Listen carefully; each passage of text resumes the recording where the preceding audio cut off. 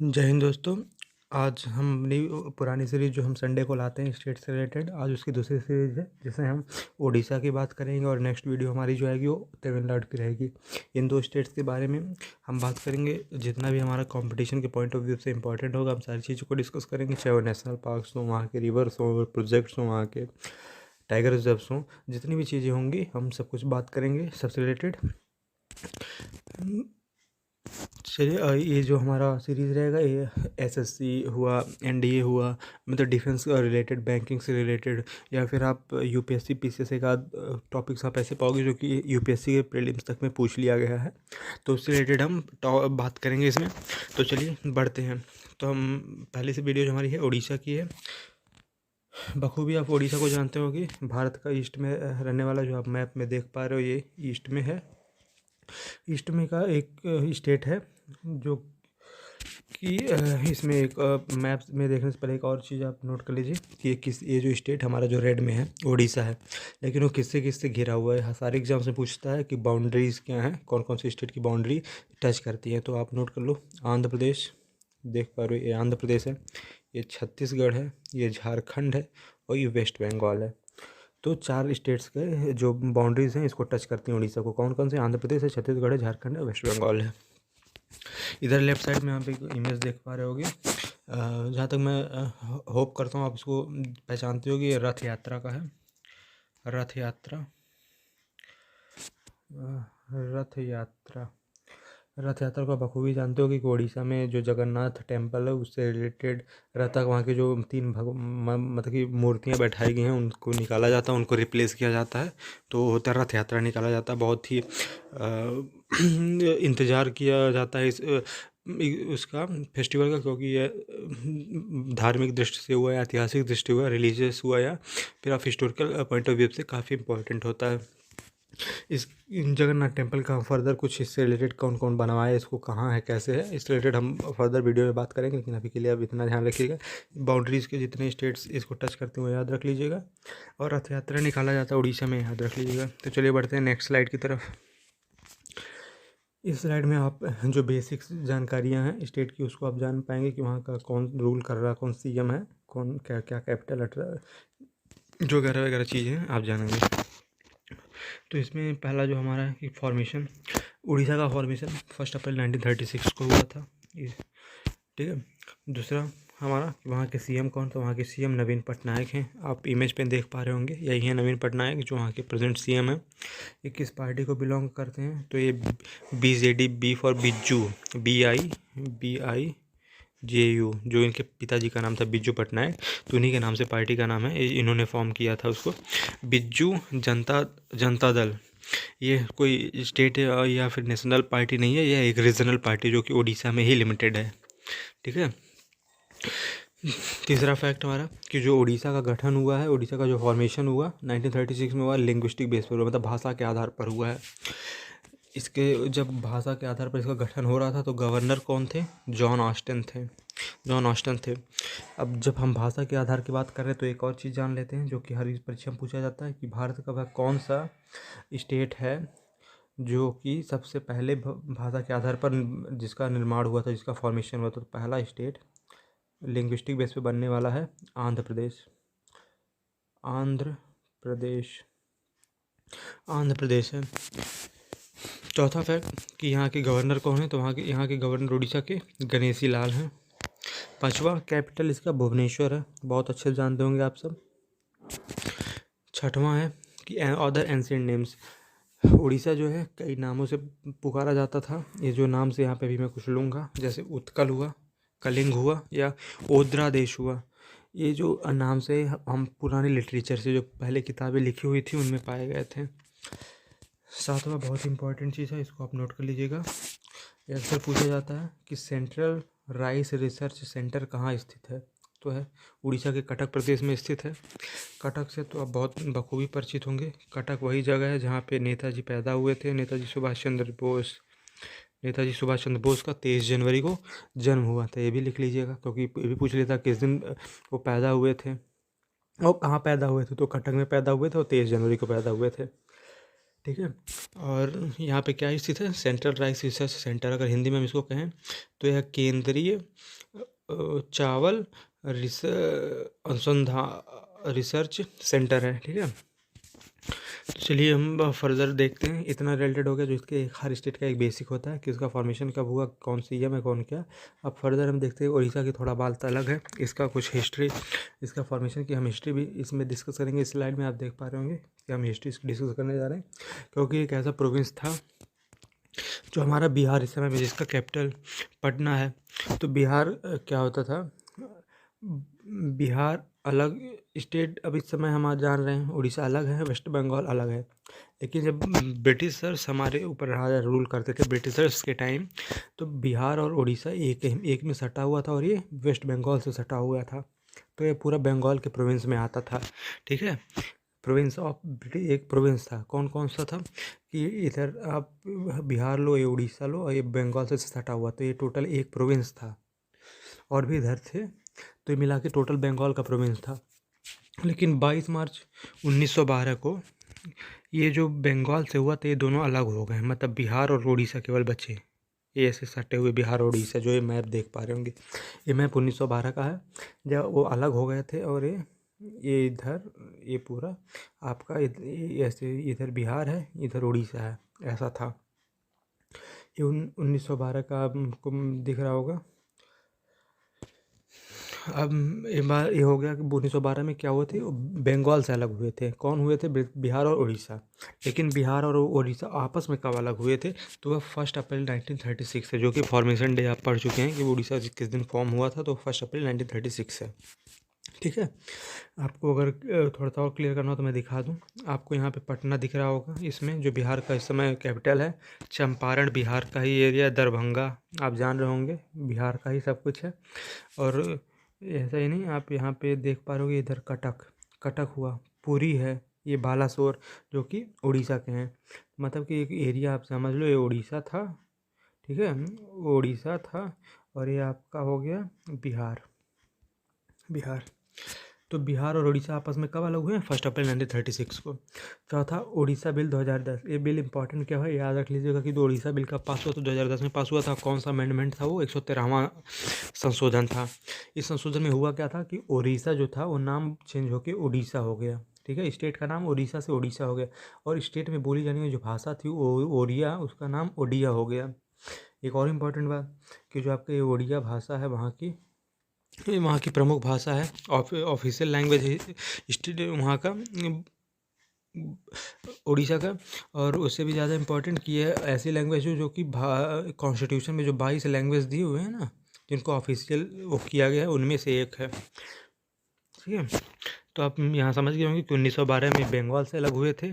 पहले क्या था सिस्टम कि बिहार, उड़ीसा, बंगाल सब सटे हुए थे, वो एक प्रोविंस में आते थे, बंगाल प्रोविंस में। लेकिन 1912 22 मार्च 1912 को बंगाल से अलग होकर बिहार और उड़ीसा एक हो गए। फिर 1936 में आपस में अलग अलग हो गए और बिहार अलग प्रोविंस हो गया और उड़ीसा अलग प्रोविंस हो गया। तो चलिए बढ़ते हैं नेक्स्ट स्लाइड की तरफ। बीच, हर स्टेट में जैसे कि आप देख पा रहे होगे कि जो हमारा इस मैप में आप देखे थे कि जो हमारा उड़ीसा है वो किनारे हैं समुद्र की साइड, तो इसके ईस्ट में बे ऑफ बंगाल है, तो बीच होना लाजमी है। तो वहाँ का जो सबसे पहला बीच है वो चांदीपुर का बीच है। यही जो भी मैंने मेंशन किया था पहले कि यहाँ से जो टॉपिक्स हम डिस्कस करेंगे यूपीएससी तक में पूछे गए हैं, तो यही है चांदीपुर बीच। एक बार पूछा गया था, अभी रिसेंटली में पूछा गया था, कुछ साल हुए। तो देख लेते चांदीपुर ऐसा क्या खास है इसमें। चांदीपुर बालासोर डिस्ट्रिक्ट में, अभी मैंने मैप में दिखाया था बालासोर आपको, तो बालासोर डिस्ट्रिक्ट में चांदीपुर बीच है। यहाँ का एक खास बात कि यहाँ पे हॉर्सशू क्रैब पाया जाते हैं। हॉर्सशू क्रैब तो आप केकड़ा जानते हो, लेकिन हॉर्सशू क्या होता है, जो हॉर्स के शू के बराबर, जो हॉर्स का तलवा होता है ना पैर का नीचे, उसके शेप का होता है। ये जो आप पिक्चर में देख पा रहे हैं हॉर्सशू ही है, हॉर्सशू क्रैब है। ये देखिए आपको शेप, ये हॉर्सशू क्रैब है। उससे भी ज़्यादा इम्पोर्टेंट जो यूपीएससी में पूछा गया था वो है कि क्वेश्चन था कि भारत का वो कौन सा स्टेट बीच है जहाँ पे पानी 5 किलोमीटर पीछे चला जाता है भाटा के टाइम। ज्वार भाटा समझ में आता है तो उससे आप तो आप परिचित होंगे, और अगर नहीं तो आप इसके लिए भी ज्योग्राफी की वीडियो आएगी, उसमें आपको सब कुछ क्लियर कर जाएगी ज्वार क्या होता है, भाटा क्या होता है, कैसे क्या कारण है उनका आने का। ठीक है, तो जब ज्वार आता है अब भाटा जब आता है तो भाटा आता है तो यहाँ का ऐसी खासियत है जो सबसे यूनिक है कि यहाँ का पानी 5 किलोमीटर समुद्र में पीछे चला जाता है। यही क्वेश्चन पूछा गया था यूपीएससी में कि कौन सा ऐसा बीच है जहाँ का पानी, समुद्र का पानी 5 किलोमीटर पीछे पीछे चला जाता है भाटा के टाइम। भाटा को इंग्लिश में एब टाइड कहते हैं, एब टाइड। ठीक है, ध्यान रखिएगा। दूसरा हमारा जो सबसे इम्पोर्टेंट बीच यहाँ का वो है चंद्रभागा बीच। पूरी डिस्ट्रिक्ट, इसको भी मैंने मैप में भी दिखाया है, बालासोर के नीचे पूरी डिस्ट्रिक्ट है। इसका क्या इम्पोर्टेंस है? पहले ऐसा माना जाता था कि जो लेपर्स होते हैं, लेपर्स आप लेप्रोसी बीमारी अब है एक, जिसको हिंदी में कुष्ठ रोग कहते हैं, जो हाथ थोड़ा सा सड़ने लगता है, गंद बहुत मतलब कि अजीब टाइप का हो जाता है, छोटा छोटा हो जाता है, तो गिरने लगता है सड़ उड़ के, तो लेप्रोसी होता है। बहुत ही बेकार बीमारी है ये। तो पहले माना जाता था कि चंद्रभागा बीच पर अगर कोई आ जाता था तो वहाँ पे नेचुरली क्योर हो जाता था। क्योर मतलब सही हो जाता था इसके, ये बीमारी, ऐसा कुछ कहने का मतलब कि श्रुतियाँ हैं, लोग ऐसा कहते थे लोगों की कहे द्वारा, लेकिन अब नहीं माना जाता। लेकिन फिर भी आप क्वेश्चन में पूछ सकता है कि ऐसा कौन सा बीच है जहाँ पे ऐसा माना जाता था, तो आप इजीली बता लोगे कि उड़ीसा का चंद्रभागा बीच है जो पूरे डिस्ट्रिक्ट में है। उससे भी ज़्यादा इम्पोर्टेंट कि इंडिया का पहला बीच है जिसको कि ब्लू फ्लैग सर्टिफिकेशन मिला है। ब्लू से फ्लैग सर्टिफिकेशन क्या होता है? ये ऐसा सर्टिफाई किया जाता है कोई भी एक जगह जो कि एकदम पॉल्यूशन फ्री हो, क्लीन हो, वहाँ पे गंदगी ना फैली हुई हो, मतलब कि इन्वायरमेंट से रिलेटेड ये सर्टिफिकेशन दिया जाता है। ठीक है, इसके लिए भी वीडियोज़ आएंगे कि ये सर्टिफिकेशन कैसा होता है, आईएसओ का सर्टिफिकेशन कैसे क्या होता है, उसमें आपको सबको क्लियर कर दिया जाएगा कि आईएसओ कैसे दिया जाता है, क्यों दिया जाता है, ब्लैक फ्लैग सर्टिफिकेशन क्या होता है, ये सब चीज़ों से रिलेटेड फिर एक वीडियो आएगी सेपरेट। ठीक है, उसमें आपको क्लियर हो जाएगा। फिलहाल आप ये इतना जानिए कि blue flag certification environment related होता है, जहाँ सफाई साफ़ सफाई होती है और सब क्लीननेस होता है, वहाँ उसको दे दिया जाता है। तो भारत का पहला बीच है जिसको ये मिला था। ठीक है, चलिए बढ़ते हैं नेक्स्ट बीच की तरफ। दी मोस्ट इम्पॉर्टेंट, जैसे जचादीपुर रहा, ये उड़ीसा की यही तो खासियत थी इसमें कि इसके जो तीनों बीच हैं, तीनों के तीनों बहुत ही इंपॉर्टेंट परीक्षा की दृष्टि से। तो यह तीसरा हमारा गहीरमाथा सेंचुरी है। ये क्यों इम्पोर्टेंट है? ये आप जानते हो ओलिव रिडले टर्टल्स होते हैं, बहुत ही फेमस है, बहुत ज़्यादा पाए जाते हैं, अबुंडेंट मात्रा में, प्रचुर मात्रा में पाए जाते हैं। तो ये आप फोटो में देख पा रहे हो, यही है ओलिव रिडले टर्टल, समुद्र में पाए जाते हैं। ये गहीरमाथा फेमस क्यों है कि ये विश्व का सबसे बड़ा नेस्टिंग बीच है, जहाँ पर नेस्टिंग क्या होता है, प्रजनन होता है, प्रजनन। तो यहाँ पे ये देख पा रहे होंगे आप पिक्चर में, ये सारे ओलिव टर्टल्स हैं जो कि यहाँ प्रजनन के लिए आए हैं। ठीक है, तो हमारा जो गहीरमाथा बीच है वह पूरे विश्व में सबसे बड़ा नेस्टिंग बीच है ओलिव रिडले टर्टल्स के लिए। तो आप याद रखिएगा, ये तो पक्का पूछ लिया जाता है, पक्का क्वेश्चन छपता है इससे पेपर में, तो इसको आप नोट कर लीजिएगा। ठीक है, चलिए बढ़ते हैं नेक्स्ट स्लाइड की तरफ। इसमें हम पहले लेक्स का से डील करेंगे। तो उड़ीसा में से कोई बहुत ज़्यादा फेमस कोई लेक्स नहीं है सिवाय एक के, जो है चिल्का लेक। चिल्का लेक क्यों फेमस है? क्योंकि यह भारत का सबसे बड़ा लार्जेस्ट लैगून है। लैगून आपको ज्योग्राफी के पार्ट में तो डिस्कस किया था, लेकिन फिर भी मैं थोड़ा बहुत बता देता हूँ कि आप जान लीजिए। मान लीजिए समुद्र है, बह रहा है ऐसे समुद्र, पानी इधर से बह रहा है, कुछ ऐसा होता है कि यहाँ से कट जाए समुद्र और समुद्र ऐसे सीधा चला जाए, और ये वाला जो पानी है ये एरिया बचा रह जाए, तो ये लैगून बन जाता है। ठीक है, जिसको बैक वाटर्स भी कहते हैं, लैगून बन जाता है। तो ये भारत का सबसे बड़ा लैगून है चिल्का लेक। और इंडिया का उससे भी ज़्यादा इंपॉर्टेंट जो पूछा जाता है कि इंडिया की सबसे बड़ी खारे पानी की झील कौन है, तो चिल्का लेक है। ठीक है, और फ्रेश वाटर का लेक वो ऊलर लेक हो जाएगा, जो कि कश्मीर में है, पिछली वीडियो में मैंने बताया था। फिर और ये दी इम्पॉर्टेंट है, इसको तो आप नोट कर लीजिएगा, लेक्स में जो वहाँ पे उड़ीसा में पाए जाते हैं। उसके अलावा आप सिर्फ नाम याद रखिएगा क्योंकि ये जनरली पूछे नहीं जाते हैं। बाली मेला रिजर्वायर, अंसुपा लेक और कांजिया लेक, ये तीन हैं जो उड़ीसा में पाए जाते हैं। ठीक है, रिवर्स की बात कर लेते हैं हम। तो रिवर्स में हम वहाँ का जो सबसे इम्पोर्टेंट रिवर है वो महानदी है, फिर बैतरणी है, इब है, धामरा है। वहाँ की सारी रिवर्स का और उनके ट्रिब्यूटरीज का किस डायरेक्शन में फ़्लो होती हैं सब कुछ क्लियर कर दिया जाएगा। उसके लिए जब ज्योग्राफी की वीडियो आएगी तो उसमें आपको क्लियर कर दिया जाएगा रिवर से रिलेटेड। ठीक है, तो अभी फ़िलहाल के लिए आप जानिए कि चार वहाँ पे जो मेन है, इब है, धामरा है, बैतरणी है, महानदी है, पाई जाती है रिवर्स। महानदी काफ़ी खास क्यों है, क्योंकि इसके ऊपर जो हमारा हीराकुद डैम बना है उसके नाते। अब हीराकुद डैम क्यों डैम तो हर नदी पर होता है, लेकिन ये क्यों खास है? ये इसलिए खास है क्योंकि हीराकुद डैम पूरे विश्व का सबसे लंबा डैम है। सबसे लंबा डैम 25.8 किलोमीटर लंबा है, और ये उड़ीसा के संबलपुर डिस्ट्रिक्ट में है। हीराकुद डैम पूरे विश्व का सबसे लंबा डैम है, 25.8 किलोमीटर, ये ध्यान में रखिएगा, जो मक्की महानदी पर बना हुआ है। ठीक है, तो चलिए अब बढ़ते हैं नेक्स्ट स्लाइड की तरफ। इस स्लाइड में हम टाइगर रिजर्व की बात कर लेते हैं, कौन कौन से इंपॉर्टेंट टाइगर रिजर्व हैं उड़ीसा में। तो पहला हमारा सतकोसिया टाइगर रिजर्व है, दूसरा सिमलीपाल टाइगर रिजर्व है, तीसरा सूनाबेड़ा टाइगर रिजर्व है। ये देखिए, ये टाइगर रिजर्व ऐसे होते हैं, देखिए दो खड़े हैं। पहला कौन? सतकोसिया है, दूसरा सिमलीपाल है, और तीसरा सूनाबेड़ा है। नेशनल पार्क्स की बात कर लेते हैं।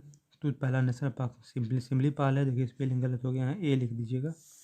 दूसरा भितरकनिका है, ये सबसे इम्पोर्टेंट है, ये परीक्षा में तो 100% छपना रहता है इसको। भितरकनिका कहाँ का है? उड़ीसा का है। तीसरा तिकरा तिकरापड़ा। चौथा Chilika wildlife sanctuary, Sunabeda wildlife sanctuary. ठीक है, वो सारा याद ध्यान रखिएगा, लेकिन सबसे ज़्यादा ध्यान आपको इस पर देना है। भितरकनिका नेशनल पार्क कहाँ है? उड़ीसा में। और टाइगर रिजर्व कौन से हैं? सतकोसिया टाइगर रिजर्व है, सिमलीपाल टाइगर रिजर्व हैं, और सूनाबेड़ा टाइगर रिजर्व हैं। चलिए बढ़ते हैं नेक्स्ट स्लाइड की तरफ। इरिगेशन एंड पावर प्रोजेक्ट्स, कौन कौन से इरिगेशन और पावर प्रोजेक्ट्स हैं जो कि काफ़ी ज़्यादा इंपॉर्टेंट हैं परीक्षा के दृष्टि से, परीक्षा के पॉइंट ऑफ व्यू से। तो देखते हैं, पहला हमारा है हीराकुड मल्टीपर्पज़ प्रोजेक्ट, और दूसरा महानदी डेल्टा प्रोजेक्ट। ये दोनों हैं वाटर से रिलेटेड, जो कि महानदी रिवर पर ही बने हैं। ठीक है, महानदी रिवर पर ही बने हुए हैं। और उस जो तीसरा है उस डिफरेंट है थोड़ा, ये कोल वाला है, जिसमें आग जलाकर भाप निकालते हैं, और तालचेर पावर स्टेशन उड़ीसा में ही है। ये 100% पूछ लिया जाता है पेपर्स में, तालचेर पावर स्टेशन कहाँ है? उड़ीसा में है। ठीक है, अब फोल्क डांसेस की बात कर लेते हैं।